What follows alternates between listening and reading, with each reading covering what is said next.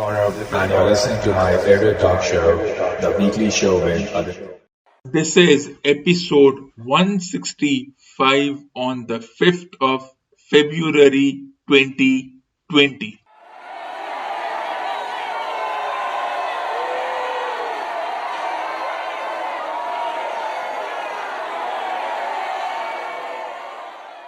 In the last few years, the definition of privacy has gone a massive transformation. With digital devices becoming a part of our lives, the discourse around privacy has taken a more serious turn, with governments and organizations around the world campaigning and lobbying for privacy laws. Whether government and private agencies can curate our data without our information, and what data is actually supposed to be curated and what data is supposed to be left alone has become a point of contention, with the Indian Supreme Court declaring the right to privacy a fundamental right. Privacy laws have become more important than ever in the Indian subcontinent. Though privacy, just like selfie, is not a novel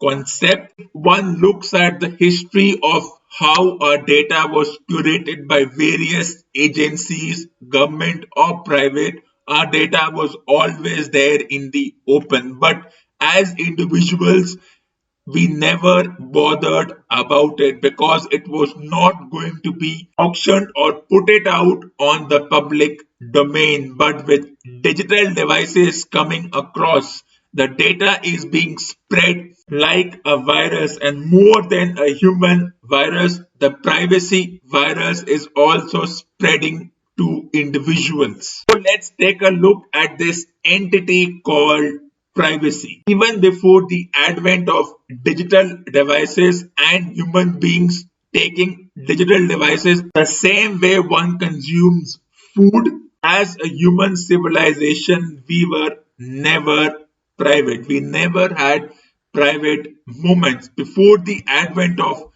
digital devices becoming so prevalent, our conversations were never private. What information we had with us were always in the public domain, but as individuals, we never worried. So the Indian idiom "दीवारों के भी कान होते हैं" always had us on our toes, that whether our information would be spied up. And though incidents like Watergate had penetrated the human civilization, it had never gone to the common citizens. But if it comes to giving out our information, even before we were filling forms on the internet and digital devices, human beings as an entity were always filling forms. Even if the forms were on paper, the information was always out there. So as a whole, human beings had always had issues with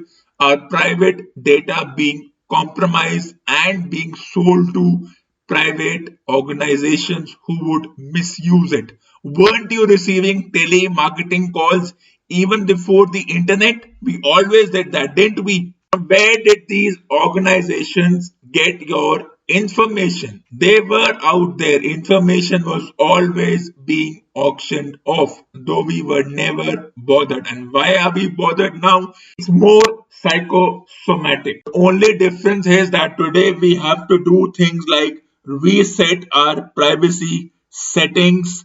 For example, the worst privacy setting to leave turned on include geotagging pictures and access to your phone's microphone and location history. But then don't we want, for example, celebrities to talk where they are? Don't we see that individuals knowingly and unknowingly, when they post pictures on these networking sites, they blatantly and openly talk about their location? Difference between the idea of privacy 30 years ago and the idea of privacy in the contemporary times is everything to do with the digital devices. As humans, we have always been wary of our information and whatever conversations we do being bugged or our information being misused, but it was never a worry up to the level of introducing privacy data laws. But with the advent of digital networking sites like Twitter, Facebook, Instagram, this definition of privacy and privacy data and privacy laws has come into the limelight because thanks to such networking sites where if our privacy settings is not properly set in the manner in which our information may not be stolen, or if we don't update our devices like laptops, tablets, phones, the fear is that we may be at risk. It's now about managing our private data as far as the big tech companies are concerned, which we often talk about in terms of MAGA, that is Microsoft, Amazon, Google, and Apple, and how these agencies and companies violate our data. Though listeners who are listening to this platform who have been filling forms even before the advent of internet and such companies would know that our data was always in the public domain, though restricted. Entire debate around this is not only ironical but paradoxical, but since it's a fear that has been curated over the past decade, and with incidents coming where an individual's data is being curated and sold, therefore this fear has been accentuated up to the extent of setting one's privacy settings on the phone or on the computer, switching off the location tag. For me, the best solution has been I do not put any pictures on any of these social networking sites. I keep my location tag switched off, and then I do not flood my phone with unnecessary pictures. Nor is there any sensitive information on my digital devices. It's about being smart how to handle this privacy violation situation. But let's go back 30 years when computer devices were still a novelty and the idea of privacy was still dominant. We used to receive our electricity and other bills on our doorstep through physical bills. That means somebody had our home address, that is the public utility companies, be it water, electricity, or any other company. We would often give our home number to our friends and to our colleagues and employees. In that context, our information was already in the public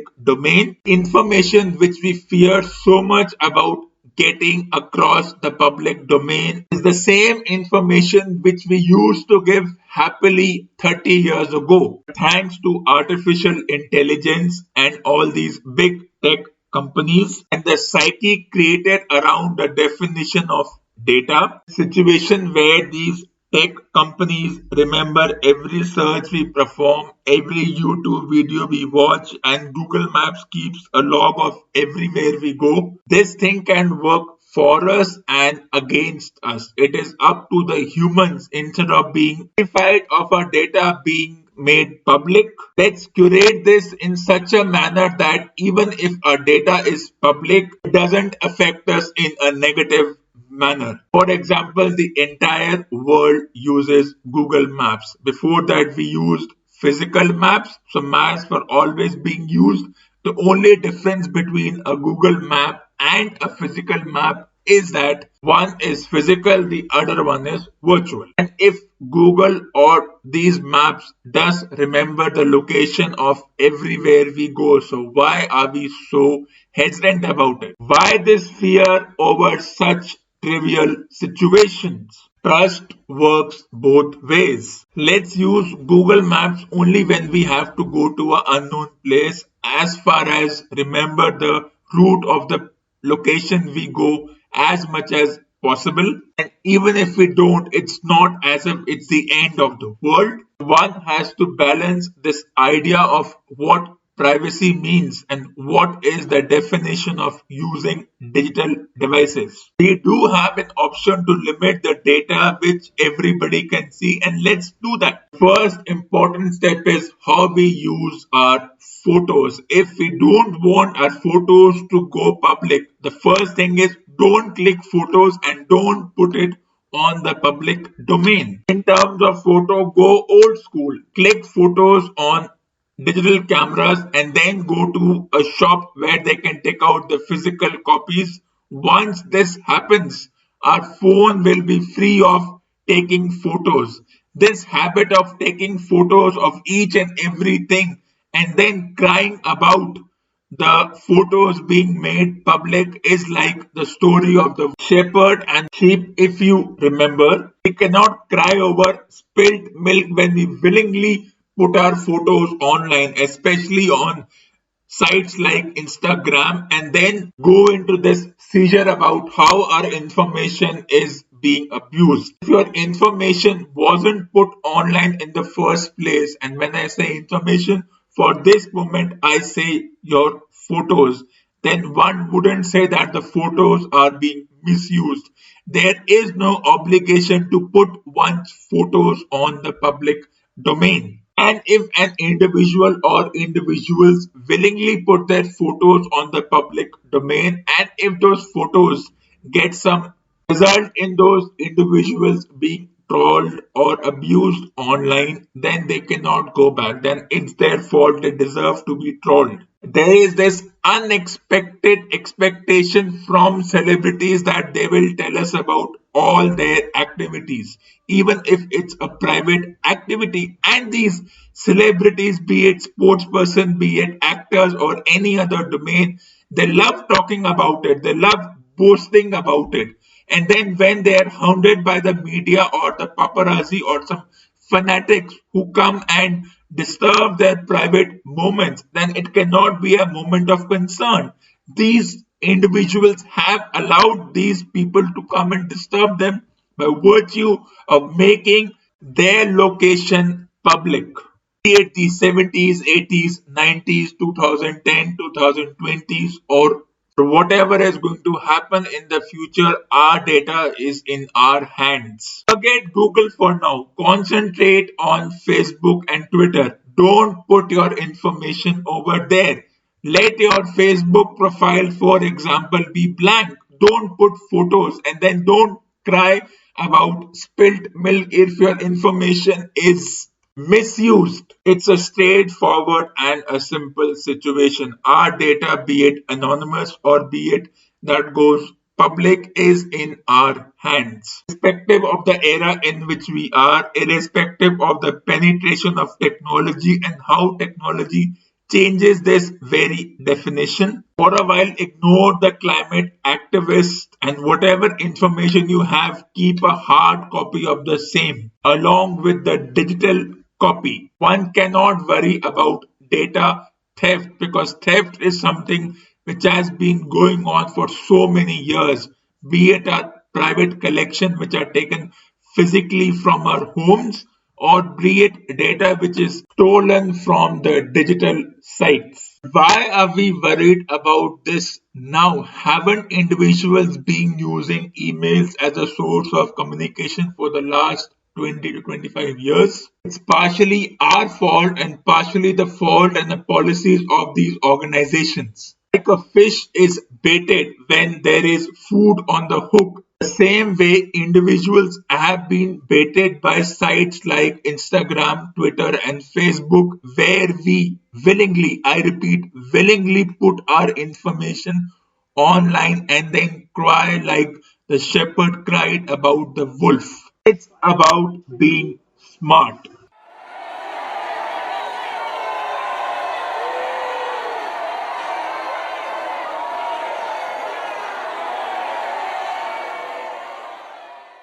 The Indian junior team has made it to the finals of the Junior World Cup. India beat Pakistan in the semi-finals of this tournament and now are one step away from claiming the gold. And they will either face New Zealand or Bangladesh for the coveted title, which will be their fifth Junior World Championships, all under a different captain, starting with Mohammad Kaif in the year 2000, Virat Kohli in 2008, Unmukh Chand in 2012, Prithvi Shaw in 2018, and now can Priyam Garg add to the trophy and make it 5 trophies for the Junior World Championship. As is the narrative of the Junior World Championship, India bowled first, dismissed their opponents for a total of 170 and chased this in 35 and a half overs, with Yashasvi Jaiswal getting 100 and his opening partner in Divyansh Saxena getting a well-made 60. So irrespective of what happens on 9th February 2020, it won't be a surprise if at least 2 or 3 of these individuals from this Junior World Cup or under 19 team make it and are fast tracked to the senior team. The same way Mohammad Kaif, Yuvraj Singh, Virat Kohli, Prithvi Shaw, Shubman Gill was fast tracked to the team the moment the tournament ended. Anything can happen in that tournament and it will be a treat to watch as to how the Junior World Cup team performs. Most of the members of this Junior World Cup team have already made it to the Indian T20 domestic championship. They were recruited by the various domestic teams even before this tournament started, so they already had their pedigree going, and if they do win the tournament, then them being fast tracked into the Indian senior team is just a matter of months. This attitude by the Indian Cricket Board is quite predictable, and with success coming from the Junior World Cup teams in Mohammad Kaif, Yuvraj Singh, Virat Kohli, it won't be a surprise if they continue this tradition and they continue with Prithvi Shaw and Shubman Gill in the team, who are still popular for their performances in the 2018 Junior World Cup final. So it will be interesting to see what happens on that particular day, and one can wait for the 9th of February till then.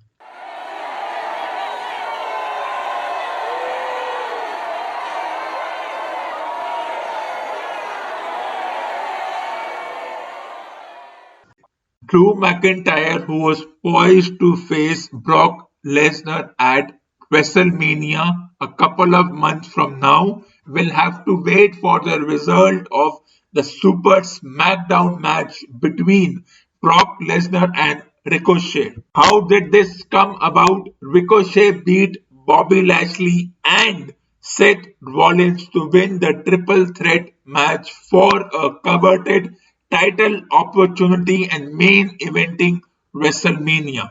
And it's a big moment for Ricochet as he faces the biggest match of his career for a WWE title against the most pedigreed wrestler of all, Brock Lesnar, who made his debut 18 years ago, and by winning matches and beating the icons when Brock Lesnar was a rookie, he made his name. Can Ricochet, all of 25 years, do the same? Looking at how history has gone in this particular sport, one all remembers Randy Orton, John Cena, and Brock Lesnar. They made their debuts in 2002 at the age of 24 and 25, and they were in front of pedigreed individuals like Triple H, Shawn Michaels, The Rock, Mick Foley, and the others, and by virtue of performing well against these individuals, Orton, Lesnar, and Cena made their names, and today they are in the Hall of Fame and the Hall of Icons. So can this guy Ricochet continue that? Can he beat a pedigreed guy like Brock Lesnar? Over the years, Lesnar has become predictable. He does not like long matches. He wants to finish matches as quickly as possible. So he immediately goes for suplex and F5s on his opponents. And despite all the efforts by his opponents who often try to pin him down, he manages to get one up on his opponents. If Ricochet wants to enter that Hall of Fame, he will have to quickly assess the situation as far as Lesnar is concerned and make sure that Lesnar does not go to his often predictable moves. It won't be easy. One doesn't know what the WWE has planned for WrestleMania. Will it be Ricochet versus Drew McIntyre, or will they want Drew McIntyre to face Brock Lesnar to have a power for power equalizer? Having a mini WrestleMania in Super Showdown just before WrestleMania does enhance this match, and adding the WWE Championship to this match will put Lesnar under a lot of pressure. Losing this will make him lose a spot at the main event at WrestleMania. So it will be very interesting as to how long can Ricochet sustain the pressure created by Lesnar and go on to create history. And even if he does not win but pushes Lesnar to the limit, he will be known for his performance, and him winning a title is not far away. While on the other hand, Charlotte Flair, the winner of the Women's